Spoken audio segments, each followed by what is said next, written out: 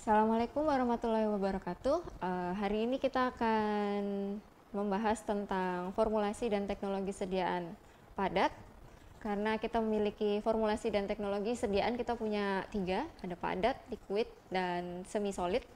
Jadi kita hari ini membahas tentang yang sediaan padat. Oke, nanti materi terkait pengantar dan pengembangan, serta ada pengeringan dan evaluasi serbuk dan partikel.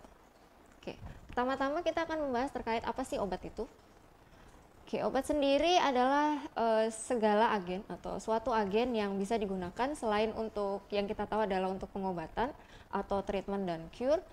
Selain itu bisa untuk diagnosa dan mitigasi, selain itu juga bisa sebagai prevention.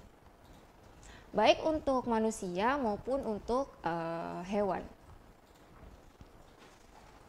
Oke, jadi obat dikenal itu sejak keberadaan manusia.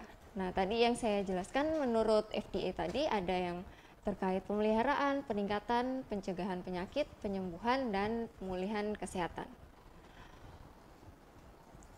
Oke, terus obat dan keberadaan manusia ini ditemukan atau diketahui dari Papyrus Ebers pada abad ke-16 sebelum Masehi. Itu diketahui lebih dari 800 formula dengan lebih dari 700 jenis obat. Untuk pengembangan sendiri itu banyak dilakukan oleh para ahli yang seperti yang kita kenal, yaitu Hippocrates, Galen, Paracelsus, dan Joseph Caventou.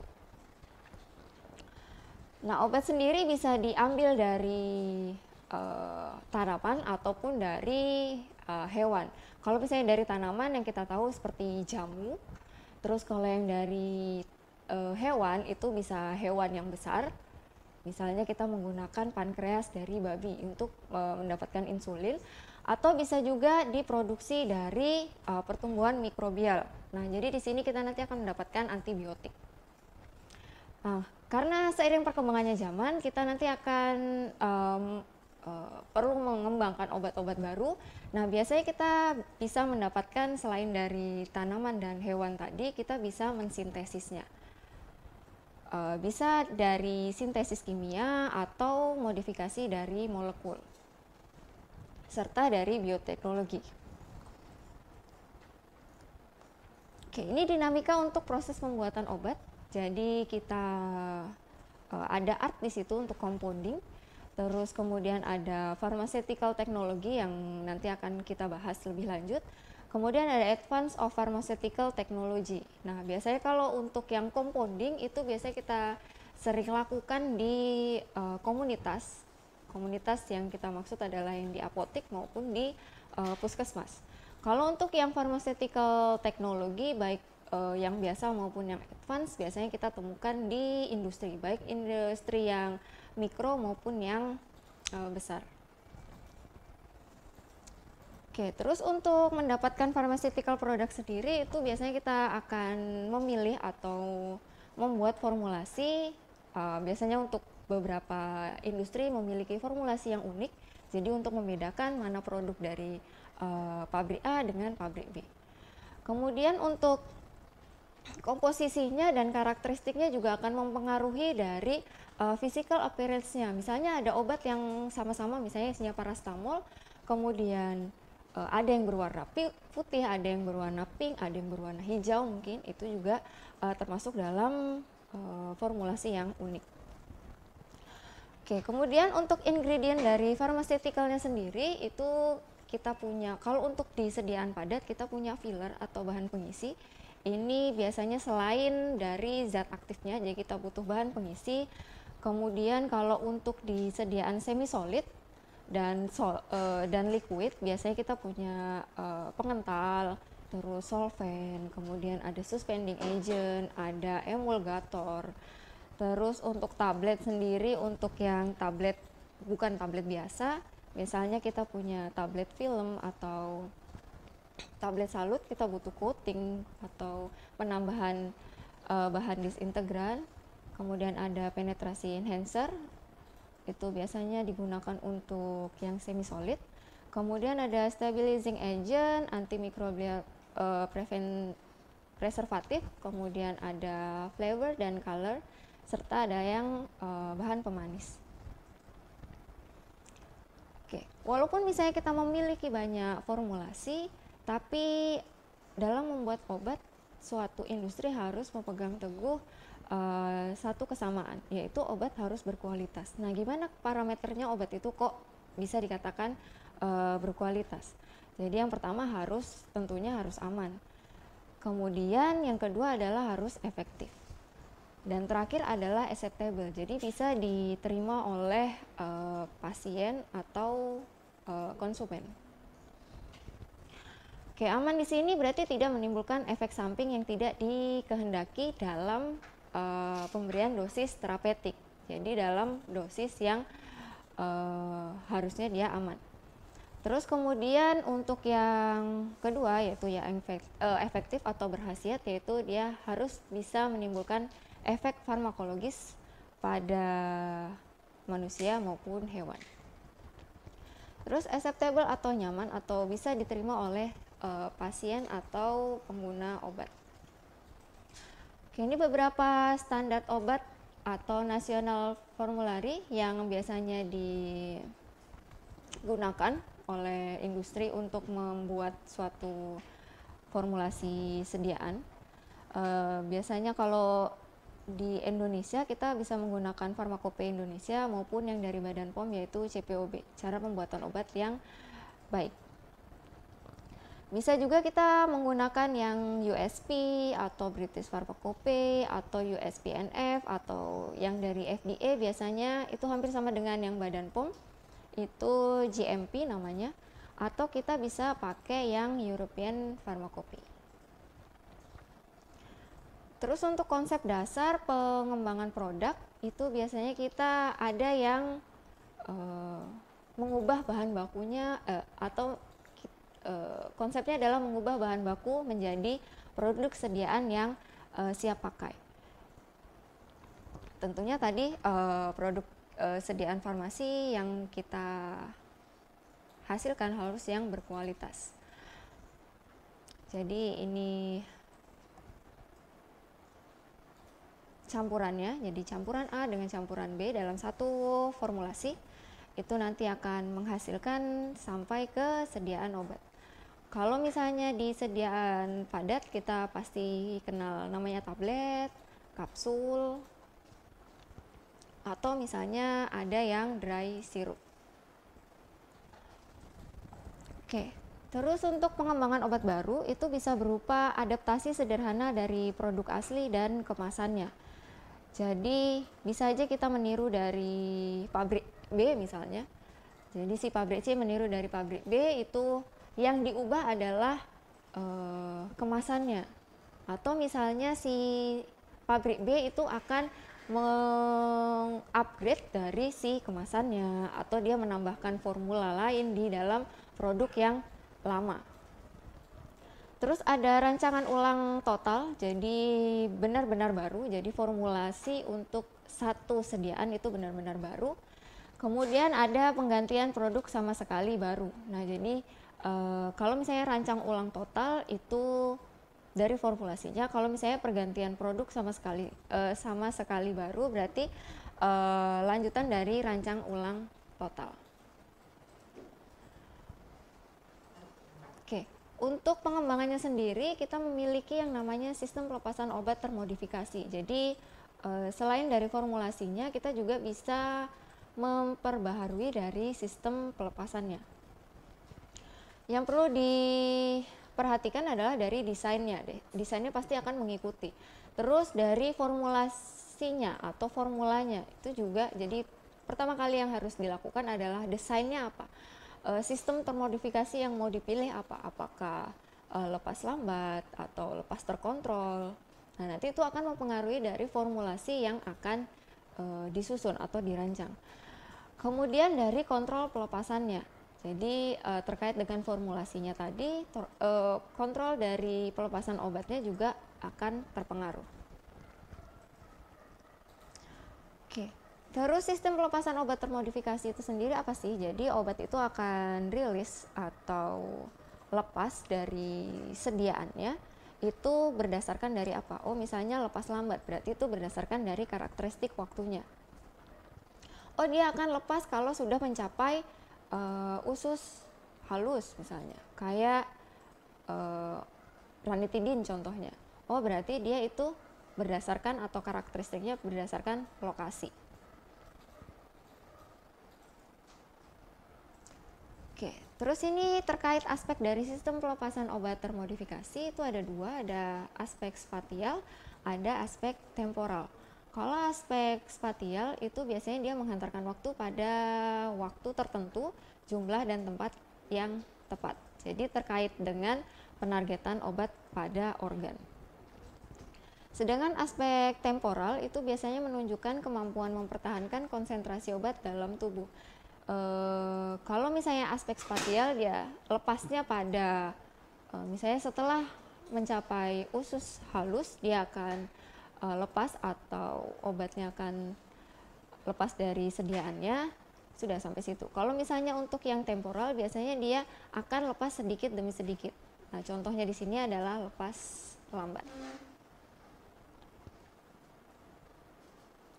Nah, untuk aspek temporal sendiri dia akan berhubungan dengan pengontrolan kecepatan penghantaran obat pada jaringan atau organ. Oke, ini tadi saya sudah sempat singgung beberapa jenis atau beberapa macam sistem pelepasan obat termodifikasi. Nah, yang banyak beredar adalah biasanya yang delayed release, sustained release, dan prolonged action. Nah, ini biasanya banyak obat-obat yang non-resep juga banyak yang punya sistem seperti ini. Nah, untuk yang site specific targeting itu dan reseptor targeting biasanya lebih banyak dimiliki oleh obat-obat yang contohnya kayak pada treatment kanker. Oke, untuk psikochemical propertiesnya sendiri terkait desain dan performance dari sediaan obat itu bisa dipengaruhi oleh dari besaran dosisnya. Dosisnya itu apakah dia butuh yang kecil atau besar. Bedakan antara parastamol dengan misalnya digoxin. Digoxin itu dia hanya butuh dosis yang kecil. Jadi dia untuk menimbulkan efektivitas itu hanya butuh yang kecil. Sedangkan kalau untuk yang parastamol itu butuh dosis yang besar. Itu nanti akan mempengaruhi dari desain dan formulasinya. Terus kelarutannya pada air itu juga akan mempengaruhi. Kemudian ada koefisien partisinya. Nah, antara koefisien partisi dengan kelarutan dalam air itu saling terkait. Kemudian ada drug stability-nya. Kalau misalnya antara sediaan padat dengan sediaan semi solid, jadi sediaan solid dengan semi solid itu biasanya akan berbeda dari drug stability-nya. Kemudian misalnya contohnya dari sediaan salep dengan krim itu juga akan berbeda. Terus berikutnya adalah protein binding. Jadi ini setelah masuk ke dalam tubuh. Jadi ini nanti akan mempengaruhi dari obat-obat yang menimbulkan efektivitas itu biasanya adalah obat-obat yang bebas, jadi tidak terikat protein. Kalau misalnya yang terikat protein besar, berarti protein bindingnya besar. Terus untuk pKa sendiri itu nanti kaitannya dengan kelarutan dari air dan partition coefficient. Terus berikutnya adalah molecular size. Jadi ukuran molekular itu juga akan mempengaruhi. Kalau misalnya ukuran molekulnya besar, apakah kita perlu menambahkan peningkat untuk masuk ke dalam organ atau ke jaringan. Oke. Terus berikutnya terkait fluiditas dari serbuk atau granul. Oke, kalau misalnya kita berbicara terkait formulasi dan teknologi sediaan solid, kita pasti harus mempelajari terkait serbuk, granul, dan partikelnya.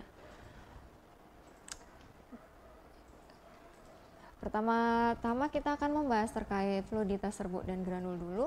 Jadi pentingnya ini apa sih? Jadi sifat alir serbuk itu nanti berperan pada pengisian di ruang kompresi saat pembuatan tablet atau pengisian pada cangkang kapsul. Kalau misalnya fluiditas serbuknya baik, maka pengisian dari ruang kompresinya akan lebih seragam dibandingkan yang fluiditas serbuknya buruk. Nanti akan berpengaruh pada apa? Biasanya kalau pengisian ruang kompresi yang hampir seragam, nanti akan didapatkan berat tablet yang konstan dan kadar zat aktif di tiap tabletnya itu hampir seragam atau sama, dan bisa dikatakan nanti efek terapeutiknya akan identik. Oke, jadi ini adalah gambaran dari fluiditas sendiri. Jadi gambarannya seperti pasir di dalam jam pasir. Oke, ini faktor-faktor yang akan berpengaruh pada fluiditas serbuk atau mempengaruhi fluiditas serbuk. Yang pertama adalah ukuran partikel. Jadi terkait partikelnya nanti ada ukuran dan bentuk. Nah, secara umum itu biasanya partikel yang ekidimensional, jadi ekivalen. Nah, untuk yang partikel ekidimensional ini semakin besar diameternya, maka sifat serbuknya akan semakin baik. Sedangkan untuk partikel yang anisomerik itu biasanya hasilnya bisa sama tergantung dari bentuk partikelnya. Terus untuk sifat alir itu biasanya yang paling baik itu pada diameter optimum partikel. Jadi bukan berarti yang ukuran partikelnya besar itu pasti maksudnya ukuran partikelnya kecil misalnya itu pasti sifat alirnya buruk. Belum tentu, karena nanti akan ada pengaruh yang lain. Yaitu nah ini untuk teknik menetapkan bentuk ukuran partikel. Jadi ada beberapa metode yang bisa digunakan. Bisa menggunakan metode mikroskopik, jadi diambil terus dilihat di bawah mikroskop. Kemudian ada pengayaan, jadi menggunakan ayakan. Biasanya yang digunakan adalah ayakan bertingkat. Kemudian ada penetapan volume partikel. Nah, biasanya untuk penetapan volume partikel ini kita menggunakan alat yang disebut Coulter counter. Jadi biasanya dia bisa menghitung satuan diameter itu setara dengan volume. Jadi yang kita lihat adalah volumenya, nanti bisa dihitung diameternya. Oke, untuk analisis kuantitatif biasanya distribusi ukuran partikel bahan itu bisa berkisar lebih dari 50 mikrometer. Nah, untuk yang partikel lebih dari 50 mikrometer itu bisa menggunakan metode ayakan. Walaupun nanti juga akan dipengaruhi si bentuk dari partikelnya. Oke, jadi ini ada pembagiannya terkait dari kira-kira kita punya partikel itu seberapa besar rentangnya. Kalau misalnya rentangnya tadi 50 mikrometer sampai 1 cm misalnya, kita bisa menggunakan metode ayakan. Kalau misalnya dari 10 mikrometer sampai 100 kita bisa menggunakan yang Coulter counter, atau kita bisa menggunakan yang optical mikroskop atau mikroskop yang biasa itu. Oke, jadi selain menggunakan pengayakan mikroskop, kita bisa menggunakan sedimentasi dan sentrifugasi tadi yang ini hampir sama dengan Coulter counter. Jadi kita melihat dulu sedimentasi dari partikelnya. Oke, ini ada contoh terkait penggunaan laktosa monohidrat. Jadi ini ada suatu merek namanya Granulac 70 dengan Granulac 140. 70 dengan 140 ini mengindikasikan ukuran partikelnya. Nah, ini adalah density pore dengan taperednya. Jadi ini nanti akan dilihat. Kemudian ini ada particle size-nya. Jadi pada granul 70 itu bagaimana, berapa persen yang kurang dari 32 mikro misalnya, berapa persennya. Kemudian untuk yang 100 mikro itu berapa persen, tinggal dibandingkan. Oke, untuk penambahan, jadi laktosa ini kan bahan pengisi ya. Jadi untuk penambahan bahan-bahan seperti ini kita perlu melihat juga ukuran partikelnya. Jadi selain bahan aktifnya juga bahan tambahan itu juga nanti akan mempengaruhi dari si fluiditasnya. Oke, kemudian ini bentuk partikel. Jadi secara garis besar itu ada yang bentuknya bulat, ada yang bentuknya agak kotak. Jadi ada yang bulat dan agak kotak. Yang paling baik adalah yang bentuk bulat. Oke, ini ada parameter yang digunakan untuk kita mengetahui bentuk partikelnya. Jadi alpha Vs. Jadi besaran alpha Vs pada partikel bulat itu biasanya adalah 6. Sedangkan yang bentuknya kubus atau kotak itu alpha Vs-nya adalah 6,8. Semakin besar alpha Vs, bentuk partikelnya akan semakin amorf. Untuk partikel yang diameternya sama, maka kalau semakin besar alpha Vs-nya, serbuknya akan semakin sukar mengalir. Oke, tadi sudah ada ukuran, ada bentuk, terus yang ketiga adalah kerapatan jenis partikel. Untuk partikel dengan ukuran dan bentuk yang hampir sama, itu semakin besar kerapatan jenis partikelnya, maka sifat alir serbuknya akan semakin baik. Untuk porositas serbuk, jadi dengan asumsi si porositas ini adalah celah antara partikel dan kohesi antar partikelnya dihilangkan, maka semakin besar porositasnya, maka semakin baik sifat alirnya. Jadi nanti kita akan melihat atau memilih misalnya kerapatan partikelnya. Kalau misalnya sifat alir yang kita inginkan pasti kan tentu yang baik. Jadi kerapatan jenisnya besar, porositasnya juga besar. Bentuk partikel serbuknya bulat. Terus ini ada faktor dari elektrostatika. Jadi semakin besar gaya elektrostatika yang timbul, maka sifat alirnya akan semakin jelek. Kenapa? Karena itu nanti kaitannya dengan friksi dari antar partikel. Oke, terus besarnya gaya elektrostatika sendiri akan dipengaruhi oleh si faktor internal dan faktor eksternal. Jadi dari internal sendiri ya terkait partikelnya, yaitu ada struktur kimia partikel, bentuk dan ukuran partikel.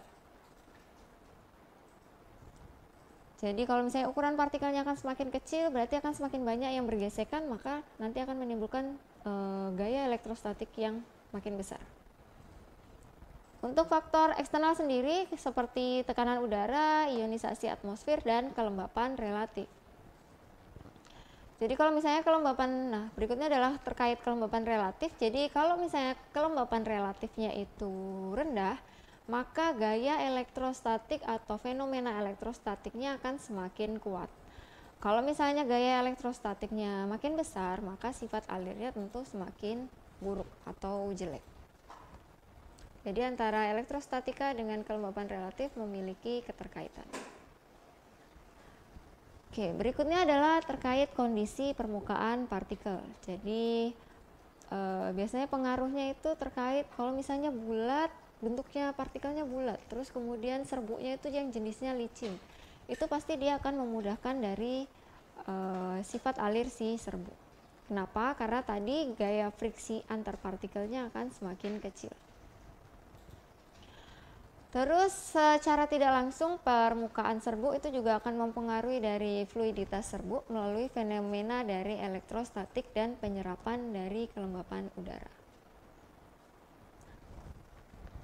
Oke, berikutnya adalah struktur kimia. Nanti ini tergantung dari struktur kimianya, jadi kalian harus mengetahui ya, masing-masing dari bahan dalam formulasi itu struktur kimia gimana, sifatnya seperti apa. Jadi kalau misalnya tergantung struktur kimianya, maka ada zat yang sifatnya itu bisa dikatakan dia bersifat konduktor dan isolator. Nanti ini yang akan mempengaruhi dari sifat alir atau fluiditas serbuk.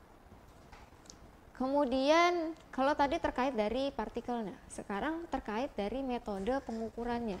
Jadi hasil pengamatannya sendiri itu akan terpengaruh oleh metode uji yang kalian pilih. Oke. Metode pengukuran dari fluiditas itu kita ada dua, yaitu ada yang metode langsung dan ada yang tidak langsung. Kalau metode langsung biasanya kita mengukur adalah waktu atau uji waktu alir. Jadi sifat alirnya. Yang diukur apa? Yaitu kecepatan alir si serbu. Jadi gram per detik. Terus dengan mengukur waktu alir dari sejumlah sampel serbunya. Jadi misalnya kalian sebelum mengambil atau menguji itu kita harus timbang dulu. Jadi si serbu itu bisa mengalir dalam berapa detik. Misalnya 100 gram dalam 10 detik. Baru nanti kita bandingkan dengan syaratnya. Alat yang digunakan bisa flow meter. Ini ada yang otomatis, jadi ada yang flow meter otomatis. Ada yang menggunakan corong biasa, kemudian pakai stopwatch. Oke, tadi metode yang langsung, sekarang metode yang tidak langsung. Kalau untuk metode yang tidak langsung, kita menggunakan dua jenis, bisa mengukur sudut diam atau metode pengetapan. Oke, yang pertama kita membahas terkait yang sudut diam dulu. Jadi pengukuran dari sudut diam itu adalah sudut elevasi dari permukaan bebas setumpuk partikel terhadap bidang datar. Nah, biasanya sudut diam ini nanti akan berkaitan dengan karakteristik dari si fluiditas serbu. Itu terkaitnya di mana? Di kohesivitas dari si partikelnya. Terus kemudian serbu dikatakan free flowing bila mempunyai sudut diam yang lebih kecil dari 40 derajat. Oke. Terus kalau misalnya kita menggunakan sudut diam itu biasanya untuk yang paling cocok itu untuk partikel yang benar-benar free flowing. Terus hasilnya juga reproducible. Itu terkait dari metode pengukurannya, terus pelaksanaan uji dan jenis alatnya. Jadi alat yang digunakan untuk mengukur dari sudut diam itu juga macam-macam. Jadi ini ada sudut diam tuang, ada sudut diam alir, dan sudut kemiringan. Oke, kalau sudut diam tuang itu bisa diukur dengan menggunakan metode corong tetap atau corong bergerak. Kalau untuk sudut diam alir itu bisa digunakan dengan metode silinder tetap, baik tanpa penyangga maupun dengan penyangga, atau menggunakan silinder bergerak yang tanpa penyangga maupun yang dengan penyangga. Jadi kita bisa menggunakan metode silinder tetap atau silinder bergerak, hampir sama dengan yang sudut diam tuang tadi. Kalau yang tuang tadi kan bentuknya corong, kalau misalnya sudut diam alir kita menggunakan silinder. Terus untuk sudut kemiringan biasanya menggunakan kotak atau silinder putar. Gimana bentuknya? Nah, ini adalah sudut diam tuang yang menggunakan corong tetap. Nah, bedanya di mana dengan corong bergerak? Nah, kalau misalnya corong bergerak dia penyangga corongnya ini bisa bergerak ke atas. Oke, yang diukur adalah alfanya ini. Jadi sudut diam ini adalah alfanya ini. Kalau misalnya kita kan nanti akan mendapatkan yang jari-jarinya dan tingginya. Jadi kita nanti akan mencari antitan dari si sudutnya. Oke. Kemudian ini sudut diam alir. Jadi ini yang namanya silinder. Jadi kalian masukkan sampelnya ke dalam silinder ini, kemudian baru diangkat. Itu untuk silinder yang tanpa penyangga. Kalau untuk yang penyangga, nah ini adalah penyangganya. Ini adalah penyangganya maksud saya. Ini yang penyangganya. Jadi nanti kalian tuang aja, nanti akan membentuk segitiga seperti ini. Ini untuk yang silinder tetap. Ini untuk silinder bergerak dengan penyangga. Jadi hampir sama dengan yang tadi yang saya katakan. Jadi silindernya akan bergerak ke atas. Oke, ini untuk sudut kemiringan. Jadi bisa menggunakan metode kotak miring atau silinder putar. Jadi ini diangkat dengan ketinggian yang diketahui. Jadi nanti akan membentuk sudutnya. Ini hampir sama. Jadi digulingkan si silinder putarnya, nanti akan diketahui tingginya dan juga jari-jarinya. Oke, kalau tadi untuk sudut diam, kemudian ini untuk yang uji pengetapan. Ini sama-sama dengan metode fluiditas yang tidak langsung. Untuk uji pengetapan sendiri dilakukan menggunakan alat namanya volumenometer. Kemudian, metode ini didasarkan pada penataan susunan partikel di dalam suatu wadah sebelum dan sesudah diberi perlakuan. Perlakuannya berupa getaran mekanik. Untuk estimasi, karena ini tidak langsung bentuknya, jadi nilainya adalah estimasi fluiditas serbuk. Jadi bisa dinyatakan dalam indeks T% atau bisa menggunakan rasio Hassner atau kinetika pengetapan. Yang paling mudah biasanya kita menggunakan yang indeks T%. Oke, jadi ini cara menghitungnya. Karena tadi kita adalah banyaknya serbuk sebelum dan sesudah mendapatkan perlakuan dari getaran mekanik. Ini alatnya seperti ini, jadi ini nanti akan bergetar, jadi mengetap dari atas ke bawah. Jadi nanti ada volumenya, jadi sebelumnya setelah dimasukkan volumenya untuk berapa banyak sih volume partikel awalnya, itu nanti dilihat, kemudian nanti yang kedua setelah pengetapan dilihat lagi. Untuk uji pengetapan sendiri harus diketahui kalian mau tiap berapa menit, misalnya tiap 5 menit dia akan menurun berapa. Nanti dilakukan sampai si serbuknya itu tidak berkurang lagi, baru itu ujinya selesai. Untuk kinetika pengetapan sendiri itu diketahui dengan membuat kurva dari hubungan log volume awal dibanding dengan volume akhir. Jadi log dari volume awal dibanding volume akhir. Oke, kalau misalnya menggunakan indeks T% tadi, kalau misalnya didapat lebih kecil dari 20%, maka sifat alirnya bisa dikatakan baik. Sebaliknya kalau misalnya harga indeks T%-nya lebih dari 20, maka biasanya dia akan menemui kesulitan dalam hal penabletan.